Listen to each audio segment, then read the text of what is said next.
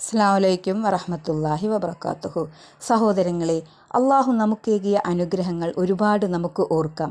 എത്രയൊക്കെ നമുക്ക് സങ്കടങ്ങളുണ്ടെങ്കിലും നിറഞ്ഞ പ്രതീക്ഷയോടെ അള്ളാഹുവിലേക്ക് തന്നെ പ്രതീക്ഷയർപ്പിക്കാം. ഇന്ന് തഖ്വയെ പറ്റിയാണ് എന്നെയും നിങ്ങളെയും ഓർമ്മപ്പെടുത്തുന്നത്.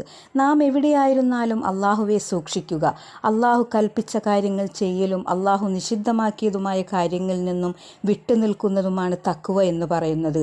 അതിലൂടെ മാത്രമേ നരകത്തിൽ നിന്നും അള്ളാഹുവിൻ്റെ കോപത്തിൽ നിന്നും നമുക്ക് രക്ഷപ്പെടാൻ സാധിക്കുകയുള്ളൂ.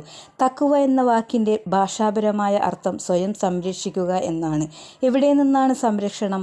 അള്ളാഹുവിൻ്റെ കോപത്തിൽ നിന്നും പിന്നെ നരകത്തിൽ നിന്നും. അതിന് തഖ്വ വേണം. അള്ളാഹു കൽപ്പിച്ച കാര്യങ്ങൾ ചെയ്താൽ അള്ളാഹുവിൻ്റെ കോപത്തിൽ നിന്നും രക്ഷപ്പെടാൻ നമുക്ക് കഴിയും. അള്ളാഹു നിഷിദ്ധമാക്കിയ കാര്യങ്ങളിൽ നിന്നും വിട്ടുനിന്നാൽ സഹോദരങ്ങളെ, അള്ളാഹുവിൻ്റെ കോപത്തിൽ നിന്നും നമുക്ക് രക്ഷപ്പെടാം. ഒരു സത്യവിശ്വാസിയിൽ നിന്നും വേറിട്ടു പോകാൻ പാടില്ലാത്ത സ്വഭാവമാണ് തഖ്വ.